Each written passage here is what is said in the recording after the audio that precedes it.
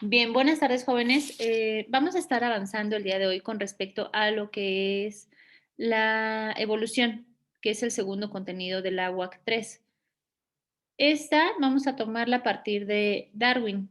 Obviamente, aquí vamos a hacer unas premisas. ¿Qué es esto?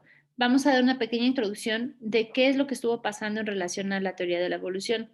Es importante, recuerden que dentro de sus actividades de la guía viene una línea de tiempo circular en relación a los científicos que hablaron acerca de la evolución. Aquí se mencionan varios y se mencionan sus teorías. Entonces, sí es como para que se puedan apoyar quienes están aquí presentes con este video y les va a ayudar muchísimo. Entonces, si hay alguna duda o esto, me pueden decir y se aclaran. Vamos a comenzar a verlo. Bueno, hola a todos. Lo que vamos a ver ahora básicamente es los conceptos generales acerca de la teoría de la evolución. La evolución es un tema extremadamente amplio, por eso lo vamos a dividir en una serie de videos y en particular, en esta primera parte, vamos a hablar acerca de las generalidades de la evolución, ¿sí? Es por eso que la titulé como una visión actual de lo que es y lo que no es la evolución. Espero que les guste y empezamos con el video. Bueno, si hablamos de evolución, la figura que se nos viene siempre a la cabeza es Darwin, ¿sí? Charles Darwin. Darwin fue un naturalista inglés cuya gran obra, ¿sí?, fue lo que se conoce como el origen de las especies. Básicamente, el origen de las especies por medios de la selección natural. Un libro de importancia para todo biólogo que fue publicado en el año 1859. Darwin se considera como uno de los padres de la teoría de la evolución, aunque no fue ni el primero, ¿sí?, ni el último en publicar ideas evolutivas, obviamente. Previo a él tenemos, por ejemplo, su abuelo, Erasmus Darwin, tenemos a Lamarck, tenemos a Cuvier, entre otra gran cantidad de autores. ¿Qué es lo que establecía Darwin? ¿Sí? ¿Cuál es la famosa teoría de Darwin? La teoría de Darwin es muy extensa y es por eso que le voy a dedicar un video exclusivo. Pero ahora, para entrar en tema, vamos a hablar un poco de las generalidades, ¿sí? Prácticamente, según Darwin, el mecanismo fundamental de la evolución, es decir, el mecanismo por el cual las especies cambian, es la selección natural, ¿sí? Según Darwin, el mecanismo fundamental de la evolución es la selección natural que, actuando sobre cada organismo individual, de forma lenta y gradualmente a lo largo de mucho tiempo, se forman las nuevas especies.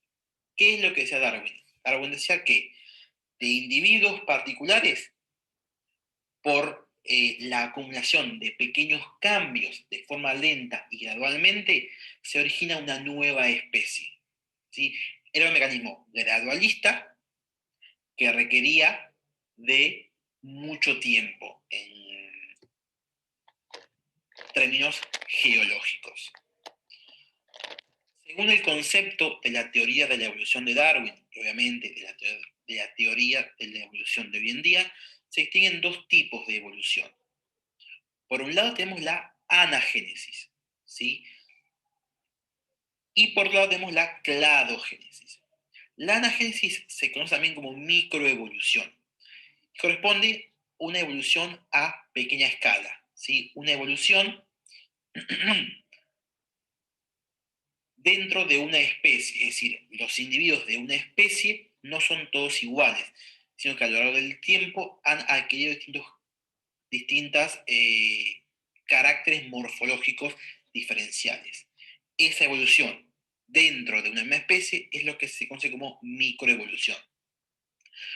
Por otro lado tenemos la cladogénesis o macroevolución, que es la que realmente nos interesa, el surgimiento de nuevas especies, ¿sí?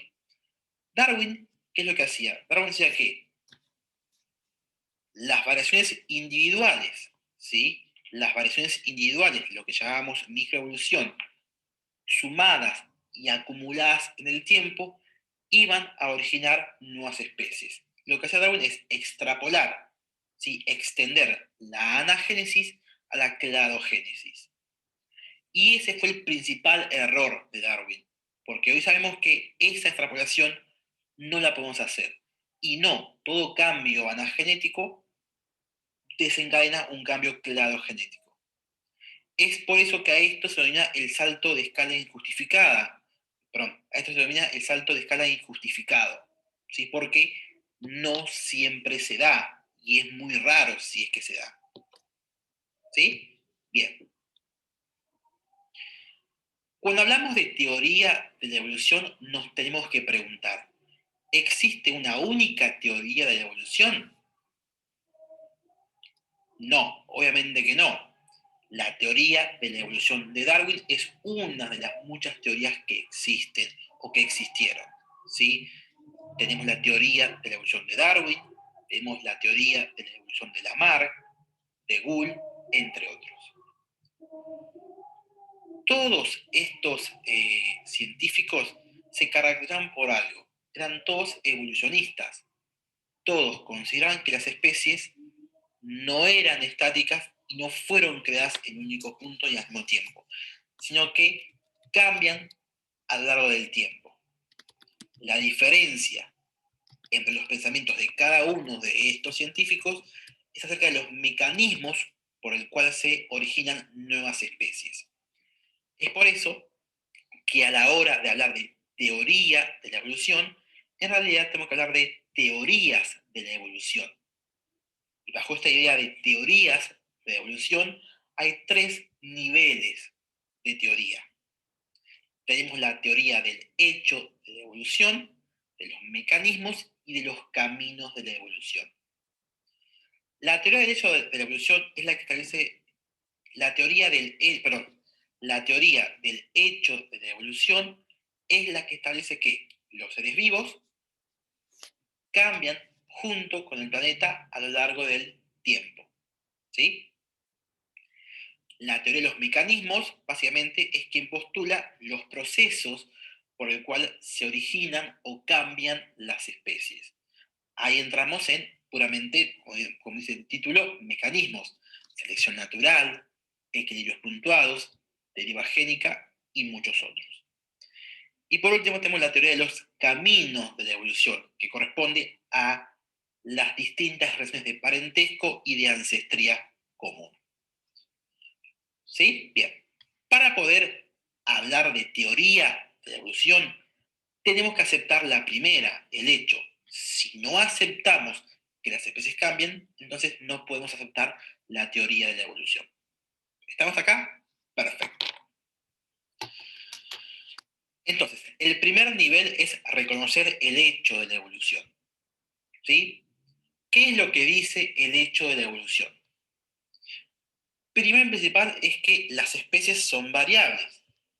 Existen diferencias morfológicas, genéticas, etcétera, entre las especies, y además existen diferencias entre los individuos de una misma especie. Y eso sirve como materia prima evolutiva.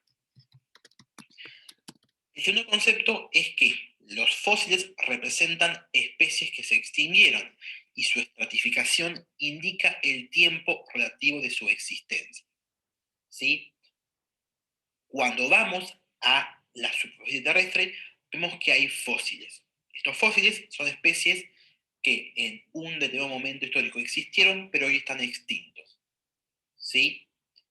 Las especies más antiguas, o sea que se extinguieron hace mucho tiempo, van a estar más profundas que las más modernas, que van a estar más superficiales. Es por eso que cuando vemos un perfil del suelo, los peces prehistóricos se encuentran bien abajo, ¿sí? Bien en profundidad, y los mamíferos se encuentran en los estratos más superficiales. ¿Sí? Bien. La tercer punto es que las especies conocidas han surgido en distintas épocas de la historia del planeta. ¿Sí? Las especies no fueron creadas en un único instante y luego se fueron extinguiendo. No, a estas especies que son más antiguas que otras y se extinguieron o han de una manera evolucionado en otros tipos de morfologías. Y por último, es que las similitudes y diferencias entre especies son buenos indicadores de sus relaciones filogenéticas, ¿sí? Relaciones de parentesco evolutivo. Esto, si lo aceptamos, creemos en la evolución, somos evolucionistas. Sin embargo, lo que sí podemos rechazar son los mecanismos. Podemos discutir si fue por selección natural, si fue por derivas, si fue por equilibrios puntuados y otros más. Pero no podemos discutir el hecho de la evolución. Esto es un hecho verdadero. ¿Sí? Bien. En esta imagen ven distintos fósiles desde los peces crossopterígeos más antiguos hasta los primeros anfibios. ¿Sí? Son distintos estadios fósiles. Una pregunta que se hace un evolucionista ¿es tan difícil pensar que las especies surgieron por mecanismos naturales y no por un ser divino? Imagínense que está un evolucionista discutiendo con un religioso. Le dice, ¿cómo no vas a creer en la evolución? Es difícil, es tan difícil creer o aceptar la evolución. La respuesta es sí. ¿Por qué? Porque la evolución es un proceso contraintuitivo. ¿Qué implica esto? Que inductivamente, viendo los hechos, es bastante racional pensar o negar que una especie pueda surgir por evolución. ¿Sí? Tenemos que tener un conocimiento contraintuitivo para poder aceptarlo. ¿Sí? Bien. Entonces vimos que el primer nivel de la teoría es aceptar, reconocer el hecho de la evolución. Y de eso dijimos que aceptar el hecho de la evolución no obliga a aceptar las hipótesis con las que se los quiso explicar. Sí, es decir, nosotros podemos creer en la evolución, aceptar la evolución, pero podemos rechazar la teoría de Darwin, por ejemplo. ¿Sí? Bien.